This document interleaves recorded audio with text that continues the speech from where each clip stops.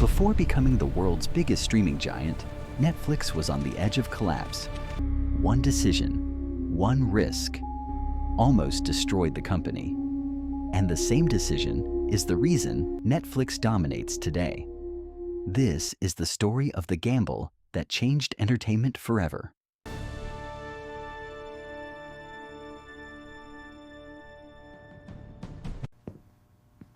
In 1997, Netflix wasn't a tech company. It was a DVD rental service. People ordered movies online, and DVDs arrived by mail. At the time, one company controlled everything: Blockbuster. Thousands of stores, millions of customers, total dominance. Netflix looked small, almost irrelevant. But Netflix had one dangerous advantage. They were thinking about the future. Netflix tried to sell itself to Blockbuster. For $50 million, Blockbuster laughed. They didn't believe streaming would matter. They didn't believe the internet could replace stores. That rejection became one of the most expensive mistakes in business history. But for Netflix, survival was not guaranteed. They were losing money. Growth was slow. Competition was massive.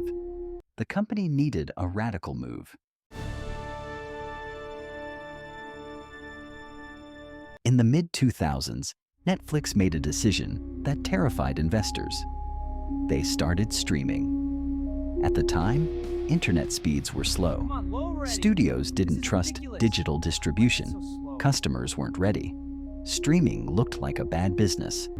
And internally, Netflix faced a dangerous problem. They were destroying their own DVD business. It was self-cannibalization, a strategy most companies avoid. Netflix embraced it. Then came 2011. Netflix made one of the worst decisions in its history. They split DVD and streaming pricing. Customers were furious. Subscriptions dropped. The stock crashed. Millions of users left. Media predicted the end of Netflix.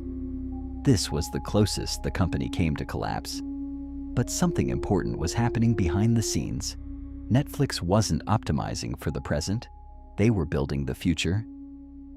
Netflix understood something most companies ignore. Distribution is power. Owning the platform means controlling the audience. But there was a new problem. If studios owned the content, Netflix was vulnerable. So Netflix made another risky decision. They started producing original content. It was expensive, it was uncertain, it could fail, but it changed everything. House of Cards. One show, massive investment, data-driven production, direct distribution. It worked. Netflix proved streaming could create global hits. From that moment, Netflix was no longer a distributor. They became a media empire. Competitors woke up too late. Netflix expanded worldwide. New markets, new languages, new strategies. They used data to predict what people wanted before they knew it themselves. Personalized recommendations, algorithmic decisions, relentless experimentation. Netflix wasn't guessing. They were engineering attention, and attention is the most valuable currency on the internet. The biggest lesson isn't streaming, it's courage to destroy your own success. Most companies protect what works. Netflix replaced it. They risked revenue, reputation, and stability because they understood a brutal truth. If you don't disrupt yourself, someone else will.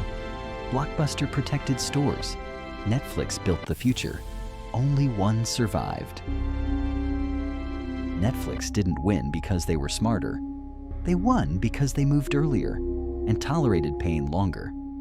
Every major breakthrough looked like a mistake at first.